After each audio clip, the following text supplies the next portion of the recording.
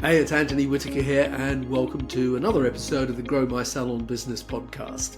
I really want to just start off by saying thank you for all the reviews that have been written lately. We really do appreciate it. And if you haven't yet written us a review, there's a link in the show notes section to write a review. So, with that said, on with today's show. Today is another episode where I'm going to be talking to hairstylists, most of who our audience won't be familiar with them by name. But amongst other things, what makes these people so special is that they produce very high revenue figures behind the chair. And I'm always intrigued, and I know that you are, to find out, well, what is it that they do that enables them to do that? So my guest on today's podcast is a young lady by the name of Maxwell Snow, and she's from the Van Michael Salon in Atlanta.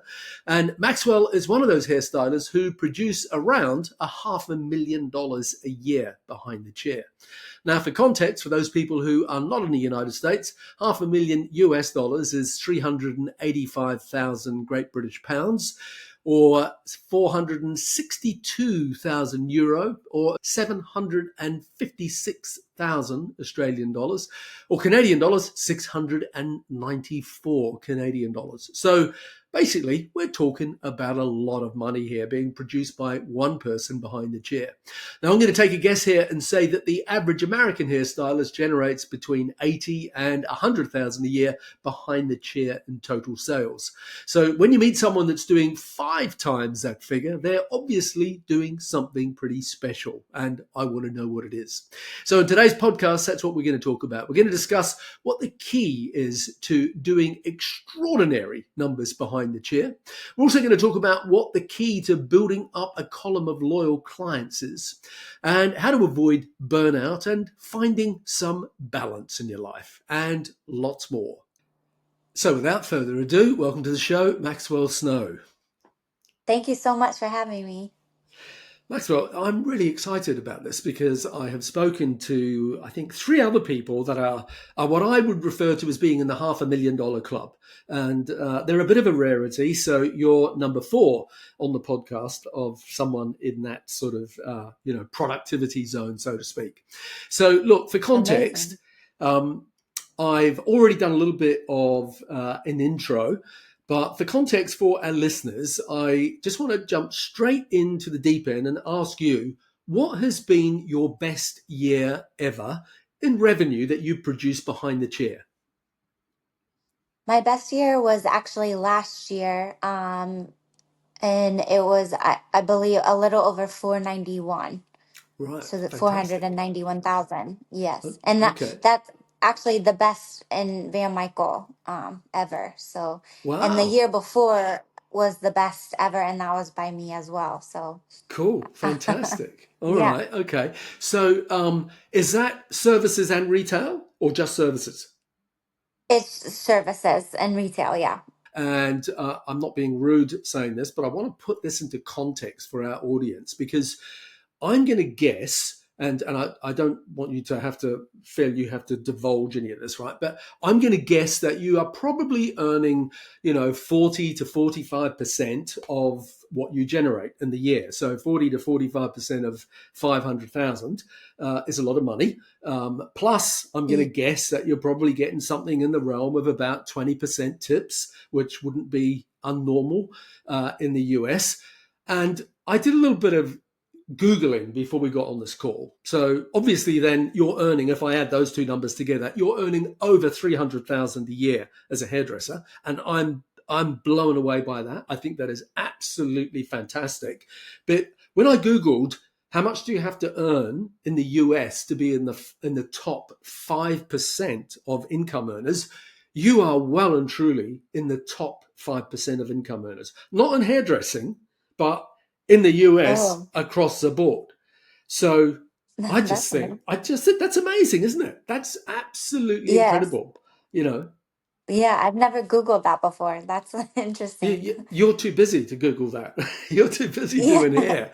Okay. Well, I think there's a stigma with hairdressing or our industry. No one really understands how much you can make, Yeah. which is interesting. So, Yeah. but yeah, I guess. we would be considered almost like doctor's salaries. Oh, well and You truly, know, the money you're yeah, making, a lot of doctors would yes. trade places for you quite readily, without Yeah. Well, without I a don't know. doubt. There are some headaches. There are Yeah, some yeah, of headaches. course there are So some headaches, and we're going yeah, to talk about some yeah. of the things that go with it. But I think a lot of our audience are always listening to these podcasts thinking, well, how does she do that? And so sometimes I'll talk to people and they'll go, well, she's obviously got a lot of followers on Instagram because they see that Instagram is the solution to get really busy. Can you just tell me, because I've just had a look at your Instagram, how many followers do you have on Instagram? Do you know? I just about 230 or less. Two I hundred have and not been great with fifty-five. them. Oh Okay. yeah. You've got So you a little 255. more. Yeah, Oh well, thank you. congratulations. See, a lot of people think that in order to be busy, you've got to have 20,000 followers on Instagram. You've got Right. 255 followers on Instagram. You've only ever Yeah. done 26 posts in total. So again, Yeah. Instagram is not the be all and end all for a hairdresser to get busy. And then the other thing that they'll then say is, well, obviously she has a clientele of celebrities who pay thousands of dollars to have their hair done by you. But do you have a clientele of celebrities who pay you thousands of dollars to have their hair done by you? No, I don't have A-list celebrities at all. I'm sure that some of the women that I do have think they are celebrities, but I'm Yeah. not sure. Yeah. But no, I just have, Buckhead is, thankfully in Atlanta, it's important for women to look good and feel good, and there is a strong, they want to get their hair done, they want to look good. So thankfully we are constantly busy, Yeah, but exactly. just Okay. mostly average, or what you consider an average woman. Sure. Yeah. Okay. So really, that's what I want to dig into is find out what is it that makes you special. How do you manage to do that? Because, as you've just said, you're special in your own salon as well. It's not just that everyone in Van Michael is as productive as you, because not everyone is as productive as you. They are incredible numbers, no matter who you are and where you're working. So, how long have you been in the industry? I've been in the industry for 14 years, and I've only worked for Van Michael. Um, I think when I first started with Van Michael, it was always, I had my one-on-one with my manager, which is like our hopes and dreams. And we talked about what it took to be in the top 10. And that was always my goal, always my number one hopes and dreams. And I think when you started at Van Michael, that was always like what you wanted. I don't know if people look at it differently, I'm sure. It's not necessarily the best of the best in the top 10. I mean, obviously they're good at what they do, but I think there's a lot that comes with that. It's not just being a top colorist.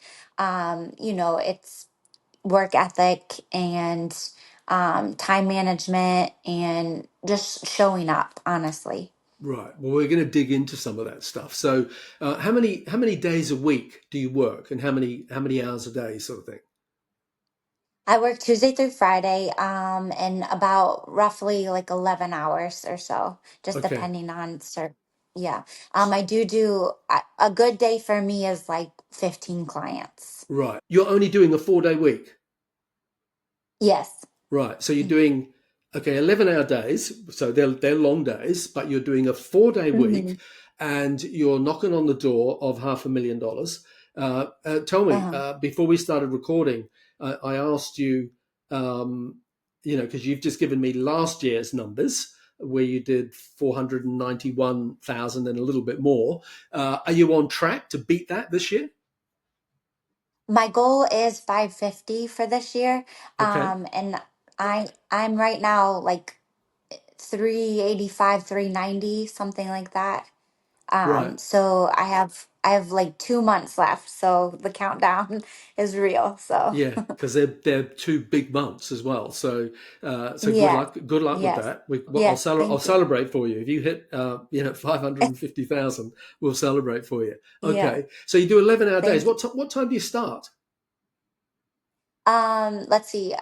Tuesday through Thursday, I start at 9 o'clock, and I usually finish around 7ish. Um, and then Fridays are a little earlier. I start at 8 and end about 5ish. Right. And Okay. it's really great to have that 3 days off to really decompress and Yeah. um, Recover. try to get back ready for the next week. Yeah, that's So fantastic that you are doing that in 4 days. I mean, admittedly, they're long days, yes. they're long hours. Now, you said colorist. So, do you? I shouldn't say do you just do color, but are you a specialist? You just specialize in color. You don't cut as well. Yes. So technically, the title is chemical specialist because Yeah, when we still can do perms and relaxers, it's just not not a lot of people are wanting that in sure. Atlanta. Yeah, So it's kind of weeded out to just being a color specialist. right. But Okay. I am able to do all those things. Yeah. Is there I could any? do straighteners and things like that, but Yeah, it's just that's a lot of time. And yeah. so sometimes it's just not worth it for me to do all that. Sure. Do you focus on any specific color services that bring in that sort of money? I mean, I like I'm a brunette, so I like to say I'm a specialist in brunettes, but we have a lot of blondes in Buckhead, so Yeah. it's a lot of blondes and brunettes, and then occasional redheads, which are fun. Um, every now and then we get someone who wants pops of color, like crazy color. It's just not the demographic in Buckhead is not really, Yeah. crazy. Sure. It's pretty standard blondes and brunettes. So, Yeah, yeah. I've been to the Buckhead Salon. I should just say for our listeners that mhm. Buckhead is a sort of an upmarket, very nice part of Atlanta, Georgia. And that's your flagship salon, isn't it? The Van Michael flagship It salon, the one is. in Buckhead? Yeah, Yeah, it's the biggest location that we yeah. have. Yeah, Yeah, no, it's a stunning salon. I was there, luckily enough, not that long after it was renovated. So I can't think how long ago. just done. That Yep. was probably 4 or 5 years ago now, anyway. So Yeah, it's yeah, it's over 10,000 square feet. yeah, big salon. And I went in there. Yes. I think it was Yeah. a Tuesday, at like 11 o'clock in the morning. If you go into most salons on a Tuesday at 11 o'clock in the morning, it's not that busy. Um, you know, Mm. I was walking through a salon that was very busy, even at that time on Yeah. that day of the week. Yeah. Okay. So Yes. how Great long are people your watching. appointment times? Um, it just depends on the service, but 30 minutes to an hour. Right. And Okay. thankfully I do have an assistant. So she kind of I mean there's times where I have three people in the salon. Yeah. So Um do you have like okay? So you said 30 minutes to an hour. So if someone comes in and wants balayage, is that an hour? it could be 45. It just depends. If I've never seen them before, Yeah. maybe an hour. If I've seen them before and know like what I need to do, it could just take 30 to 45 minutes. Right. Okay. A lot of it is done after you've already foiled and everything. So sometimes it's just literally putting everything on and then they process and then you continue to do the rest, but you can do another person at the same time, Right. if Okay. So that makes sense. you sort of double book You yourself a can lot. micromanage, right? Right. Okay. And you got a full time assistant that's dedicated to you, or more than Yes, one, I or do. yeah. I have Okay. I have one assistant dedicated to me. Right. Okay. And but you basically do all the work. Is that what's that person doing? They're shampooing, rinsing off colors, She doing she's blowouts, that sort of stuff for you, or not? Yes, yes, and also well, I do love with Aveda, the background of Aveda, we always are insisting on, hand massages, and it's a very warm, feely, touchy, soothing kind of experience is what I'm trying to have her offer Yeah. just on the downtime of the client. And she's helping also rebook and then kind of talk retail. I don't like to push a lot of retail, Yeah. but certain I have her pick out certain things that she thinks the client would need, and we just put it in the air, and then if they want it, they can get it. Yeah, sure. Exactly. Okay. How many clients did you say you would average a day? What do you aim for? So I like to have, it's 10 to 15, and then a 15 client day is a really great day. I like to make 2,500 to over 3,000 a day. Those are good days to me. Yeah, they are. And that's They are. kind of like, yeah, that's kind of like where my mindset is. Like, if it's under, I'm kind of a little depressed. Yeah, okay. Well, there's a lot of hairdressers out there everywhere Yeah, that would aspire to do 2,500 a week, not yeah. 2,500 a day. So that's fantastic that you're doing that. What is it that motivates you to be so productive and Um, just on? Like, because I was looking at your Instagram, there was a young lady, I mentioned her to you before we started recording, and she said that you hustle. And I thought, great, I'm going to ask you about that. So, what does she mean by that you hustle? Because for a lot of people today, a lot of young hairdressers, and I mean, young Gen Z, straight out of school, hustle's a dirty word, but they want to make lots of mm, money. They want to be really successful, but it's like, there's this fine balance to get, isn't there, between hustling and looking after your own mental health and having breaks and all that sort of stuff. So, talk to us about what does she mean when she says that you hustle? Because she really, emphasizes that. Um, so I've always had, I was an athlete, and I actually played basketball in college. So I always have had kind of that mentality, that competitive mentality. Okay. I provide for myself. I want a certain lifestyle. Um, and I do it all by myself. So there's in my head, I tell myself, I got to do this. And I don't have a family, and I don't have children. So in my mind, I always wanted to be successful at whatever I'm doing, and Mm, or do it to the best of my ability. And so I don't call out. I'm a little bit of a psycho. I think I've had 3 years in a row where I've had like a surgery, but yet I'd still be there right the next day. So I broke, she, in the video, she's talking about I broke my wrist.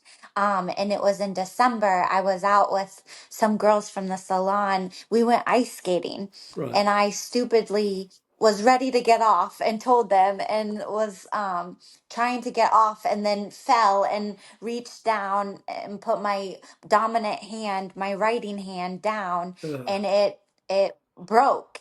And I was like, "Oh no, it's fine." And I rushed to like CVS to wrap it up, and then was in the salon the next day because it's the holidays. You don't give up that money. yeah. So I worked for about 3 weeks with it broke, thinking, "Oh, it's gonna heal, it's gonna heal."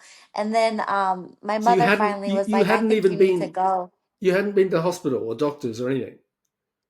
No, I self-diagnosed. You right, but you knew it was So, broken and you well, just I bandaged it didn't up. know it was.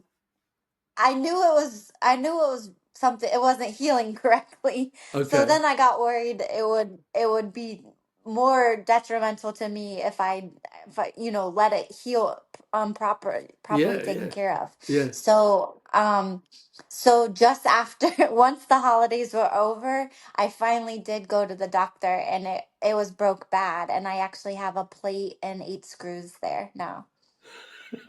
And actually this year I had some sort of like, it wasn't exactly a bone spur, but it was an extra bone growing out of my toenail that Right. had to be removed. So I had surgery on Monday and was back in the salon on Tuesday. A little loopy, but I was there. Yeah, yeah. I heard I think, hobbling around the salon doing clients. Right. yes, yes. Okay. So, I think when when I'm working with my clients and so I'm giving back. It makes me Mm. feel good and I don't have to think about my distractions or what's going on in my life. It's kind of like I can let go of all that and just focus on them. And I think that's what kind of drives me. I love giving back. I love making people's days and making them feel good. So I think that's kind of my love language, my purpose, helping in whatever way I can. Yeah, yeah. Well, you obviously do it really well. Um, Despite all that, you must have days where you wake up and think, "Oh my God, I can't possibly go in today." What do you say to yourself when you feel like that? Because I know you, So, as you said, you were very sporty, etc., and whatever. But so right. how do So you I motivate actually, yourself?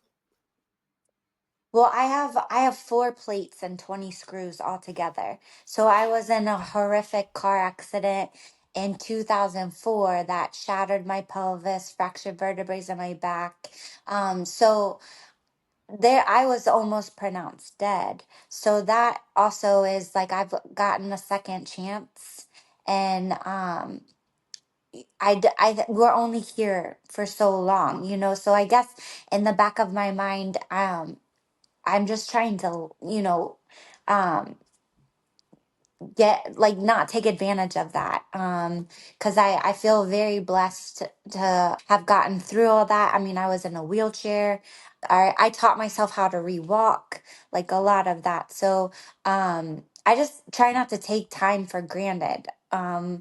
Mm, And work is a very just big motivation right now. I do have a problem with work life balance, but I am working on that. yeah, yeah, But yeah, I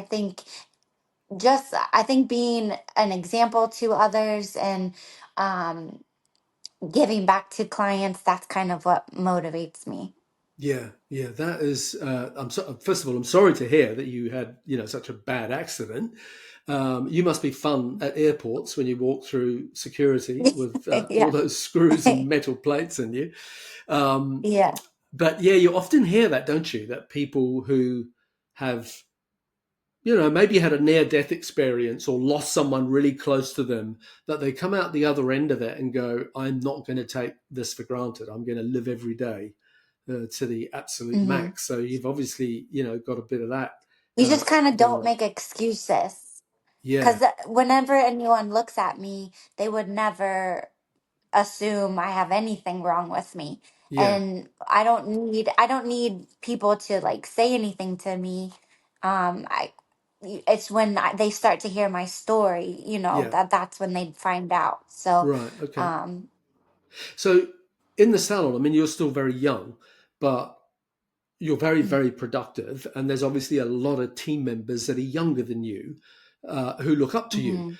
Um, and they maybe look for guidance or look for, you know, what is it that makes her so special? What do you say to them? How do you advise them? Because, like I said before, like everybody, I don't just mean young people, but, like I'll talk to a lot of young 20-year-olds in the industry and they'll say that they want to do this and they want to do that and they want to do the other. And, I'm going to charge my worth and I'm going to do all this stuff. But there's sometimes something that's missing. And I'm never quite sure what it is, But I sort of alluded to some of it before, where Mhm. I talked about how important Instagram was for them, and how important celebrity clients were to them, and how important getting backstage at Fashion Week is, and all that. And all of those things are important, and all of those things are really good. But I suppose the message I'm trying to drive home is that when I talk to someone like you, it's about you can be really successful in this industry behind the chair. You can make a Mhm. phenomenal living, but you also have to work hard. You work hard. Okay, it's a 4-day week, but the Mhm. amount of revenue that you generate within that time is incredible.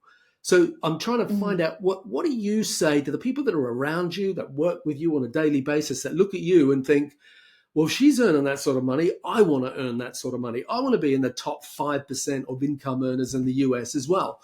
How do I go about it? What's the answer to that? Um, I think being really authentic and being really transparent and setting realistic expectations with clients and not feeding them the BS. I'm just very real with them. Um, and then I used to never say no. I used to just always be a yes, a pleaser. And I do watch that now because you can get taken for granted and taken advantage of very quickly. But for the most part, I'm willing to just work because I believe I'm here 4 days and I can just get it done and then get out. So that's kind of what I would suggest to them is, you're there for just a short time. Just do the work and then you're done. Yeah. Was it a conscious decision to you that you want to work a 4 day week and do longer days rather than shorter days spread over 5 hours? Spread over shorter days with Yes. less hours? So because of my love for football and sports, I wanted Saturdays off. Right. Okay. And then just the way, I mean, I went to a 4 day week, a few years ago. I mean, so I was working Sundays, because then when Van Michael has a new talents, so we used to work Sundays. So there was a long time I was working almost every day. Mm, So I felt like I've really paid my dues to get to a 4 day week. But then mm, I'm very realistic. I want to keep a certain lifestyle and continue to do well. So I did a little bit longer days, but then in 4 days. So, because I believed if they want to get in, mm. so you can get them in 4 days. Yeah. Do you? I'm And trying to. actually, a lot of people in Atlanta value the weekends. And so if you go into our salon on or Saturdays, it isn't as busy as you would think. Right. Okay. So Saturday is not really a dominant day for me. So that was easy to Yeah. eliminate Did it because used to be? because my clientele wanted to get it done during the Yeah. week because they have family and children and stuff that they want to be with during the weekends. Got it. Okay. Okay. I was just wondering, did it used to be busy on a Saturday, like pre-COVID? It seems so long ago, but I Yeah. guess it could have been. I Yeah. still think our busiest days are still like Wednesdays, Thursdays, Fridays. I Right. mean, Okay. during the week, it's really busy. Good. Good. Yeah. Okay. Do Yeah. you upsell a lot when you're behind the I chair? do Someone's try to booked it. upsell. Right. Yeah. Yeah, Okay. I do believe in upselling. We offer like the Olaplex treatment, which is always great to implement in for highlights and or we have the botanical repair, which is similar to the Olaplex, which is the Aveda. Yeah. So yeah, I'm constantly always suggesting that and offering that as an upsell. Yeah. Okay. And what It's about about $25 more. yeah? And what about rebooking? Are you big at rebooking to make sure that you don't have quiet days? That when you go in that salon, you want to make sure that you're around for those 11 hours. I've always struggled with rebooking. I always wanted my assistant to do it like while they're processing because it's a little bit of a downtime for them. They could look at their calendars. I struggle with knowing when the right time is because I always think as if I were a client, I wouldn't want someone in my face right when I sat down. Do you want to rebook? Well, Hmm. no. I want to get this done right now first, and then so I kind of think I want them to just be settled, be okay with looking at their calendars and like thinking of a time. So I like when my assistant does it when they're like processing or even when they're done blow drying. Yeah. Do you talk to them though about planting the seed of rebooking, which is like Yes. this will need redoing in 4 weeks or 6 weeks, or next time you come in we'll just do a toner or whatever it is? Are you always sort of, Yeah. I suppose what I was really getting at here is, how do you make sure you're always busy? You're obviously in demand, even though you're fully booked all day, every day. There's obviously a lot of people that want to get in with you, and I'm just trying to figure out Mm. how much of that's new clients, how much of that is your existing people that you really look after. Um, I have a lot of existing clients. So thankfully, I have some people that come like every 2.5 weeks. And then I have some people who come 10 weeks, 12 weeks. Because I like things natural. I don't Mm, like to force like high maintenance on people if they don't want it. yeah, So I'm very realistic with people about the maintenance because I don't like a high maintenance. So I'm very realistic with that, and we always discuss that. Even if it's a new client, we discuss that right off the bat. yeah, What is your lifestyle like? What kind of maintenance do you want? You're asking those questions from the beginning of the first meet, yeah. so that you can get an understanding of what she would want. Yeah. If I suppose what I'm trying to do at some level in my brain as we're talking, I'm trying to think of, if Maxwell had to say 5 things that are the key to your success, what would they be? Mm. And I'm thinking one of them, you've already said, is loyalty. You don't jump around every 5 minutes Mm. to a different salon. So, without putting words in your mouth, loyalty, you're happy for me to say that that's one of the keys to your success. Yes, stability, loyalty. Don't Yes, jump around all the time. yes, A second yes. one I'm going to say is hustle. That is there another Mm. word for that? Um, yeah, I'm just going to say hustle because I don't mind the word hustle. It means hard work to me. It means, be motivated and go get them and get out there and make it happen. And I don't think there's anything wrong with that. So I'm going to say Mm. not being afraid to hustle. Are you happy to put that on your list of, you got to hustle if you want this to happen? It ain't just going to come to you. You Yes, got to get out there and make it happen. Okay. Um, yes. what would some more things be on that list? That's two. If we wanted to get to five, what else would you say were the keys to your success behind the chair? I think authentic is one. Yeah, yeah. I think you've Um, come across like that a lot. So okay, so authenticity. yeah. Yeah. Okay. Do you get a lot of education? Do you seek out education? Are you always learning? I'm a constant researcher. Yeah.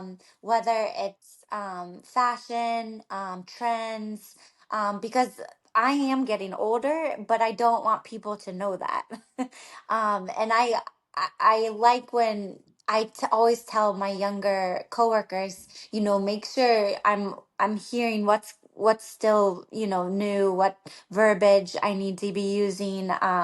But I'm pretty good about researching that and Okay. staying kind of up to date. I think that's very important. And I honestly I like to be a billboard. So I think that's very important because would you want to go to someone who doesn't have their hair done the way you would want it, or dressing the way you would want? I just think you need to present yourself the way you would want to see someone, Right. um so So that's I try to be a billboard. right. Meaning you And look a some million people don't dollars in always the love salon. my billboard. Yeah, of course they don't. Yeah, Yeah, but at least right. they look at But it and go, "She's got a look, and she really works it." Yeah, right. And it could look expensive and not be expensive. mm, I like to mix highs and lows, and but I do believe in it's also, I think COVID people got too conformed into just well, I mean, we're not stay at home, but they stay at home and just yeah, yeah, work virtually and can stay in pajamas all day. We have to literally get up, dress up, mm, look kind of ready to go, look good. And that, I think, is pushes you to, it helps your self-esteem. It helps, yeah, like yeah, starting your day off right. So yeah. I do believe in that. Okay, well, I think we just threw another two on the mix there with what you just said. One of them is you pay a lot of attention to your appearance. You're a billboard, and the other one is that you're Hmm. always learning. You're making sure you stay current. So I think we got to five Yes. or thereabouts. Yeah. I didn't write them down, but yeah, I think there's Yeah. some. Sometimes people look for. I often use the expression Harry Potter. Do you know what I mean? They're looking for the magic wand. It's not. Right. There's no magic wand here. Do you know what I mean? It's like it's No. hard graft. Mhm. It's be authentic. It's be loyal. This is one we didn't say. Well, this sort of ties into authenticity, and that is really look after your clients. You obviously really look after your clients, so they wouldn't keep coming back. You wouldn't have a full column all the Yeah. time, and keep Yeah. learning and et cetera, et cetera. Okay, what would you say your biggest strength was? Um, I stay grounded. Um, and I don't, um, even with the hype of this Zenodi award that I just received, and being number one, I don't ever like really let that get to my head or anything. Because at the end of the day, like that's not really what matters. I just believe in being a hard worker, being a good coworker, being a good person, and just being my job is to serve my clients. And so that's kind of like what I believe in. Yeah, that's the key word. Another key word there, serve. I love that. Right. It's not demeaning. It's that's your job to serve Yes. them, to look after them, to make them have a Right. fantastic day and have great hair and Yeah. et cetera, et cetera. Okay, so before we start to wrap up, it's got a few short fire questions for you to answer. First one is, what would you say was your biggest strength? I would say I'm self motivated. Um, there's just a drive within me. I have a really good work ethic. And I'm I don't need any help with that. I just I want to do well, and so that's kind of like what drives me. Cool. Okay. Now you probably already answered this, I'm thinking, in the conversation that we've had up until this point. But what would you say was the biggest lesson that you've learned in life? Not necessarily hairdressing. I've been through a lot where I've just had to learn a lot, and I've been able to come through on the other end. We all have ups and downs, but I've been at really low points and just been able to persevere through a lot of things. Yeah. Okay. What do you wish you were better at? Communicating probably. Okay, I think you do I'm a just great, fine. yeah, I can communicate like in the salon and like with my clients and stuff. I think I get so drained, and I'm an introvert naturally, so I tend to just kind of, shy away from everything after work, and so that obviously hasn't been great for a love life or anything like that. But I mean, I feel like you can always be better, and you Yeah. can always be improving. And so that I communicating is constantly what I would continue to be improving on. Yeah. If you were Even speaking my feelings. okay, no, I think you've been really open and generous with sharing your emotions and feelings Yeah. and stuff. Um, Yeah. if you were standing in front of a room of 18-year-olds in beauty school, just starting out on this career, and you had to give them one bit of advice, what would it be? I would say to be really good at time management and multitasking. So if you're timing yourself out, if you're starting out just doing things by yourself, you need to stay on a certain time pace. So that you can, like when I first started out, I wanted to take at least four clients. Then you want to take at least six clients, and then you just continue to keep watching your time and improving on that, because it is volume. Like you want to take as many clients as you can. At the end of the day, you want quality, but it is, you want to get people in. Right. Okay. Yeah, that's interesting. Do you develop shortcuts, like so that you can do more work? I mean that in the positive way. Are you always looking for, Right. that like, okay, I've been taught this way to do it, but if I did it this and this and this, I'd get the same effect, but do it shorter. Do you do that sort of thing? I do. I think I've gotten really good about that as my journey through the 14 years. But the beauty with like Van Michael, so you have to have your cosmetology license when you first start, but then you're going through kind of like a grad program. So Yeah. you're just you have to pass out of certain models. You have to, so that's kind of like your time to learn what's working for you. And Mm. then when you get on the floor, you can really implement that, and you can do things that are more comfortable for you, and you figure out things that are, shortcuts, or but still giving the customer service and the quality that you need. Yeah, that's very important. Well, you just mentioned that sort of additional after beauty school training that you have to do at Van Michael. A lot of young hairdressers today, they come straight out of beauty school and they don't want to do that. They want to get straight on the floor doing clients Right. and, make it happen. What's your advice to them? Yep. um Nothing in life comes with instant gratification. Mm, I do believe there is the old fashioned totem pole where um you may be great, and so you can start at a certain level, but you still need to learn things. So I really believe in, you continue to work your way up through the totem pole. And that's kind of like how Van Michael kind of sets it up. um and I do believe in that, because I believe in that with any business, because you don't know everything coming out of college or coming out of cosmetology school.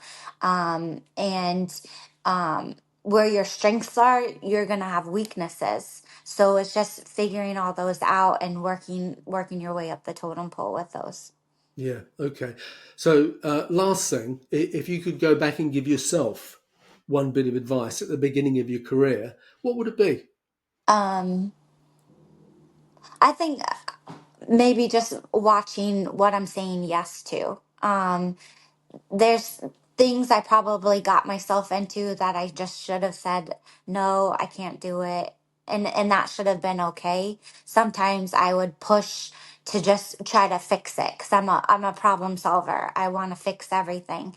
And there's just some things that you can't fix. Is And over time, and as I've aged, I think I've gotten a lot better at just, you're not going to make everybody happy. You're not going to be the right fit for someone all the time. Like, it's just impossible to make every single person happy. There's just going to be someone who you may have to give to someone else, um, or us.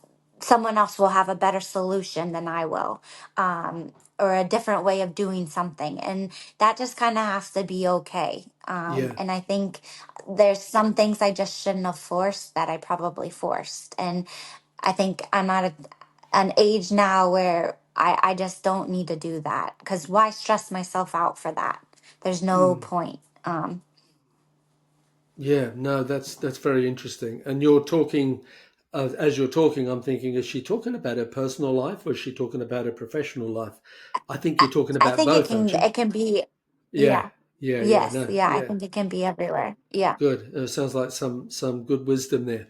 Okay, well, listen, we need to wrap up. Whereabouts can people connect with you on Instagram? We could get your Instagram followers up from 255 to maybe 260. I mean, you never know. Yeah, that would be great.